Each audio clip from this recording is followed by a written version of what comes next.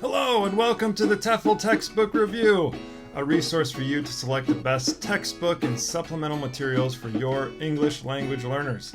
In this video, we'll take a look at Cambridge English for Scientists. In order to get an overview, a quick look at some of the finer details and insights from a teacher's perspective. So, we have another English for Specific Purposes book. This one is by Tamsin Armour, and the series editor for Professional English by Cambridge is Jeremy Day. Okay, so writing a book for all of science, not any specific type of scientists, all of them. All of science, all of scientists. It's a little bit broad. And, at first glance I thought, kind of a big topic there to tackle, especially a big topic to tackle in a book that's not so big and in fact has only 127 pages if you count all the credits. But having taught an English for Science program in the past, there really is a high demand for a book like this. And in addition to that, there's a high level of motivation and desire for English instruction that's geared towards writing and presenting scientific research. So that's where this book lives. This book has 10 units. It can be used in the classroom. It can be used for independent learning, for tutoring. Each unit has a skills focus and a language focus that's connected to that skill. Overall, this book has a pretty big writing focus.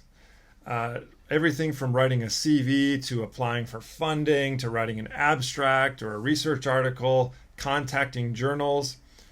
In terms of speaking skills, it's not as robust. It's basically limited to one unit, which is about presenting, and even that unit is more focused on presenting a poster.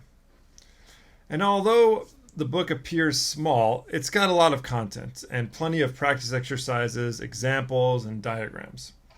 Now, the topic of English for Science is always a challenge because computer science is different from paleontology, which is different from physics. So in terms of examples and specifics, that's where the teacher needs to step in and bring in things that connect to the individual students. Overall, I'm impressed with the focus on research writing in this book. I think the activities and exercises will hold up even if you're just teaching a research writing class.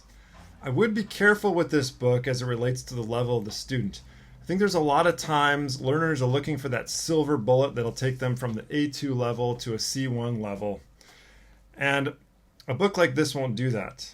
The aim is to build specific skills, but if the student is an overall low level in English, it would be better for them to take a general English course and then come back to this book once they've achieved at least a B2 level.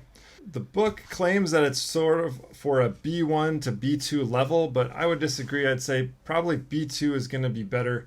A lot of the B1 students that I've worked with, I know they may not have been placed at B1 properly, but a lot of students who claim they're B1 really aren't, and so you really have to be like B1 plus, and I would recommend B2 to be able to handle this book and make the most of it. The back of the book has an audio script, a glossary, and answers to exercises, which really helps students to study independently. And if a student has successfully made it through the book, they should be able to attempt a draft of their research in English. And they should be able to give a clear, probably 2-minute poster presentation about their topic. So that's kind of where they end up at the end of this book. If you've used this book or another English for Science book, let us know in the comments. My name is Scott Gross. Thanks so much for joining, and I'll see you on the next TEFL textbook review.